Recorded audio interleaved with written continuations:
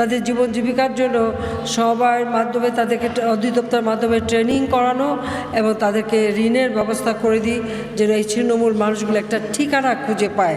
ইতিমধ্যে প্রায় 2,64,442টি পরিবারকে পুনর্বাসন করা হয়েছে।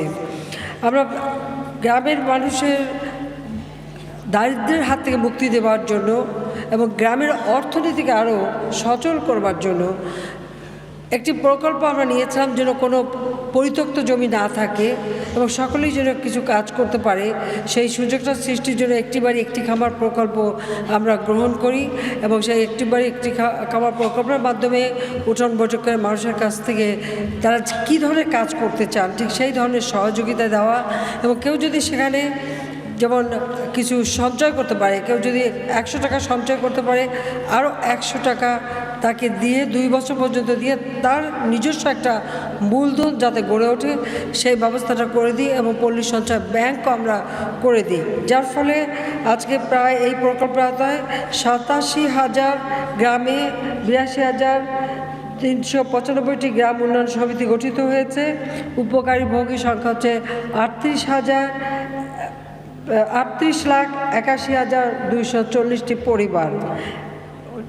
কাজে আমি মনে করি যে এর মাধ্যমে মানুষ আস্তে আস্তে দারিদ্র্যের হাত থেকে উঠে আসছে এবং একটা প্রকল্পের সাথে আরও অনেকের কর্মসংস্থানের ব্যবস্থা হচ্ছে।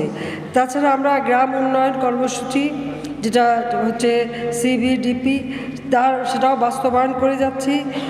আর সবথেকে বড় কাজ জাতিপিতা করে দিয়ে গিয়েছেন, আপনারা জানেন যে সমবায় ভিত্তিক দুগ্ধ খাবার যেটা মিল্ক ভিটা, এর ফলে একদিকে দুগ্ধ উৎপাদন বৃদ্ধি, পাশাপাশি আমাদের দেশের মানুষের বা শিশুদের পুষ্টি সমাধান করা, এটাও তার একটা উদ্দেশ্য ছিল এবং সেটাকে আরও আমরা সম্প্রসারণের ব্যবস্থা নিচ্ছি।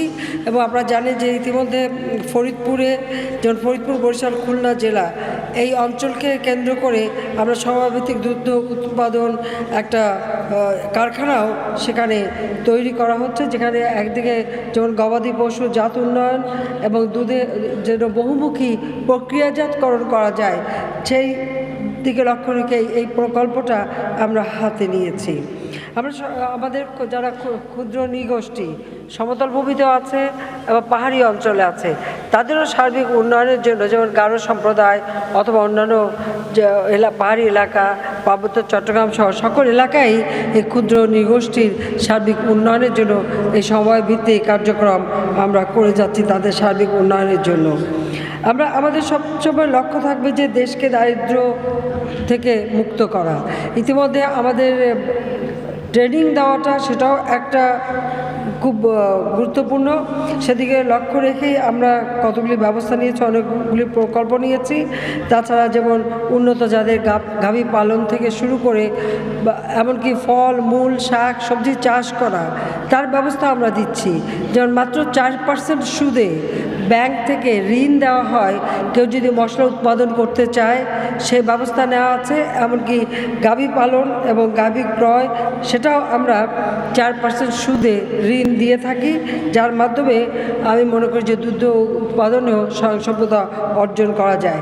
আমাদের মিল্ক ভিটাকে আরও সম্প্রসারণ করারও পরিকল্পনা রয়েছে। ইতিমধ্যে আমরা বলছি যে উত্তরবঙ্গ এটা আছে, কিন্তু এটাকে আরও সম্প্রসারিত করে সারা বাংলাদেশে ছড়িয়ে দেওয়া, যাতে দুগ্ধ মানে আমাদের যারা দুধ তো তাড়াতাড়ি নষ্ট হয়ে যায়, কাজে সেটাকে সংরক্ষণ করবার জন্য তার একটা ব্যবস্থা নেওয়া, পাশাপাশি সেটাকে প্রক্রিয়াজাত করার জন্য আরও অনেকগুলি যাতে মিল্ক ভিটার মতো আরও কতগুলি প্রতিষ্ঠান গড়ে ওঠে, সেটা কিছু আমরা সরকারিভাবে করব, আর ব্যক্তি মালিকানায় কিছু কেউ করতে আসলে তাকেও আমরা উৎসাহিত করব।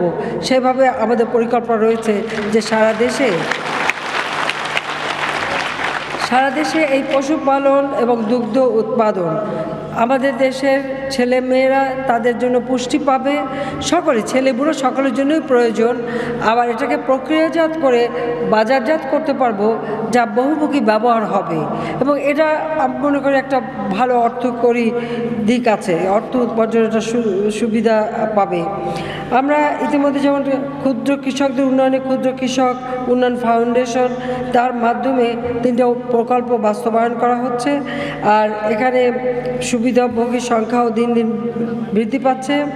তাছাড়া পল্লী অবকাঠামো সুবিধা ও দারিদ্র জনগণের জীবনমান উন্নয়নের লক্ষ্যে পল্লী দারিদ্র বিমোচন ফাউন্ডেশন গড়ে তোলা হয়েছে, তার মাধ্যমেও আমরা মানুষকে সহযোগিতা দিয়ে যাচ্ছি এবং যার সুফল মানুষ পাচ্ছে। আর এর উপর গবেষণার উপর আমরা বেশি গুরুত্ব দিচ্ছি, যে গবেষণা করে করে আরও উন্নত মানের যাতে আমাদের পশু বা পাখি এগুলো উৎপাদন করা যায়, মৎস্য উৎপাদন করা যায়, ফলমূল শাকসবজি উৎপাদন করা যায়, এবং সেটা আমার নিজের দেশের চাহিদা যেমন পূরণ করবে, প্রক্রিয়াজাত করে আবার বিদেশে আমরা রপ্তানি করতে পারবো। সারা বাংলাদেশে 100টা অর্থনৈতিক অঞ্চল আমরা গড়ে তুলছি, যে অঞ্চলের মাধ্যমেও এগুলি প্রক্রিয়াজাত করা যাবে। আমার দেশের চাহিদা যেমন বৃদ্ধি পাচ্ছে, মানুষের ক্রয় ক্ষমতা বাড়ছে, অপরদিকে আমরা বিদেশেও রপ্তানি করতে পারবো, সেদিকে আমরা দৃষ্টি দিচ্ছি, যা আমাদের দেশের আর্থসামাজিক উন্নতি আরও দ্রুত করতে পারবে, সেই লক্ষ্য নিয়ে আমরা করে যাচ্ছি। বর্তমানে বাংলাদেশে প্রায় 1,74,000 সমবায় সমিতি রয়েছে, যার সদস্য সংখ্যা প্রায় 1,09,00,000 এবং এদের মোট কার্যকরী মূলধনের পরিমাণ 13,580 কোটি টাকা। সমবায়ের মাধ্যমে সৃষ্ট কর্মসংস্থানের সংখ্যা প্রায় 9 লাখ। কাজে আমি মনে করি যে আমাদের দেশের উন্নয়নের ক্ষেত্রে সমবায় বিরাট একটা ভূমিকা রাখতে পারে এবং এর বিরাট সম্ভাবনা রয়েছে। আর এই ক্ষেত্রে আরেকটা বিষয় হচ্ছে যে আমাদের নারীদের অংশগ্রহণ এখানে সবথেকে বেশি, এবং নারীদের কর্মসংস্থানেরও বিরাট সুযোগ রয়েছে। কাজে আমরা যে কোনো কাজে আমরা করতে যাই, দেখতে হবে সমাজের সর্বস্তরের মানুষ যেন তার সঙ্গে সম্পৃক্ত হতে পারে এবং তাদের জীবন মান যেন উন্নত হতে পারে, সেই লক্ষ্য নিয়েই কিন্তু আমরা কাজ করে যাচ্ছি। আমরা যেমন প্রত্যেকটি ক্ষেত্রে আমরা চাই দেশ এগিয়ে যাক। আর জাতির পিতা একটা কথা সবসময় বলতেন, যেহেতু আমাদের জনসংখ্যা তিনি তখন তো মাত্র 7.5 কোটি, তারপরেও তার যে সুদূর প্রসারী পরিকল্পনা ছিল যে দেশে জনসংখ্যা বাড়বে, আমার কৃষি উৎপাদন বাড়াতে হবে, আমার খাদ্যে স্বয়ংসম্পূর্ণ করতে হবে দেশকে। কাজে সেই কথা মাথায় রেখেই তিনি সমবায়কে অত্যন্ত গুরুত্ব দিয়েছিলেন। যেমন আমাদের জমি বাবা মারা গেলে সেই চাষের জমি ভাগ হয় ছেলে মেয়েদের মধ্যে, যত ক্ষুদ্র ক্ষুদ্র ভাগ হতে থাকে মাঝখানে আইল দিয়ে দেওয়া হয়। কাজে তিনি সব বলতেন যে সব আইলগুলি যদি আমরা হিসেব করি, তাতে একটা জেলায় যতখানি জমি, ঠিক একটা জেলার সমপরিমাণ জমি আমরা পেতে পারি। এই জন্যই তিনি সমবায়ের মাধ্যমে চাষবাস এবং তার মাধ্যমেই কিন্তু উৎপাদন বৃদ্ধি করার ব্যবস্থা নিয়েছিলেন, এবং এর একটা নীতিমালাও তিনি খসড়া তৈরি করেছিলেন, কিন্তু সেটা বাস্তবায়ন করতে পারেন নাই। সেখানে কথা ছিল জমির মালিকানা থাকবে যে মালিক তার কাছে, কিন্তু চাষবাস হবে সমবায়ের মাধ্যমে। যে ফসলটা উৎপাদন হবে সেই উৎপাদন হলে পরে তার একটা অংশ মালিকদের কাছে যাবে, একটা অংশ থাকবে সমবায়ের জন্য, সমবায়ের খরচ চালানো বা সমস্ত উপকরণ বা যে সহযোগিতা তারা দেবে তার জন্য থাকবে, আর যারা শ্রম দেবে তাদের মালিকানাটা বেশি থাকবে, তাদের অংশটা বেশি থাকবে। সেভাবেই কিন্তু তিনি চিন্তা করেছিলেন, এবং আমি মনে করি যে এটা আমাদের করা উচিত একান্তভাবে। এই জন্য যে আজকাল সকলে লেখাপড়া শেখে, চাকরি করে, দেশে বিদেশে চলে যায়, জমি কিন্তু অনাবাদি পড়ে থাকে। অনেক সময় এই জমি কাউকে দিতেও সাহস পায় না, আবার ফেরত পাবে কি না, বা চাষ করবার বা সেগুলিকে আবাদি করবার লোকও পায় না, বহু কিছু জমি পড়ে থাকে অনাবাদি। আমাদের লক্ষ্য থাকবে যে যেহেতু আমাদের দেশের মানুষের খাদ্য নিরাপত্তা দিতে হবে, আর তাছাড়া খাদ্যের চাহিদা চিরদিন থাকবে, আমরা আমাদের জমি এত উর্বর এটা জাতির পিতারই কথা ছিল। তিনি বলতেন যে আমাদের জমিতে একটা বীজ ফেললে একটা গাছ হয়, গাছ হলে ফল হয়, সে দেশের মানুষ কেন ক্ষুধার জ্বালায় কষ্ট পাবে? এটা হলো বাস্তবতা। তার সেই কথাটা, চিন্তাটা যদি আমরা মাথায় রাখি, তা আমাদেরকেও সেভাবে চিন্তা করতে হবে যে আমরা 1 ইঞ্চি জমিও ফেলে রাখবো না। রাজধানীর বঙ্গবন্ধু আন্তর্জাতিক সম্মেলন কেন্দ্রে জাতীয় সমবায় দিবস উদযাপন ও পুরস্কার বিতরণ অনুষ্ঠানে বক্তব্য রাখছেন প্রধানমন্ত্রী শেখ হাসিনা। এতক্ষণ সরাসরি ছিলাম সেখানে। চলে যাচ্ছি সময় সংবাদে। আগামী সংসদ নির্বাচনে আওয়ামী লীগের চূড়ান্ত মনোনয়ন প্রাপ্তদের চিঠি দেয়া শুরু। বঙ্গবন্ধু অ্যাভিনিউতে দলীয় নেতাকর্মীদের ভিড়।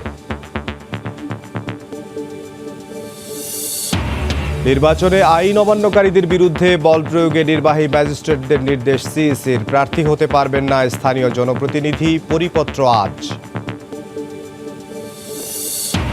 দরিদ্র জনগোষ্ঠীর জীবনমান উন্নয়নে কাজ করছে সরকার। সমবায় দিবসে প্রধানমন্ত্রী 20 প্রতিষ্ঠানকে দেয়া হলো জাতীয় সমবায় পুরস্কার।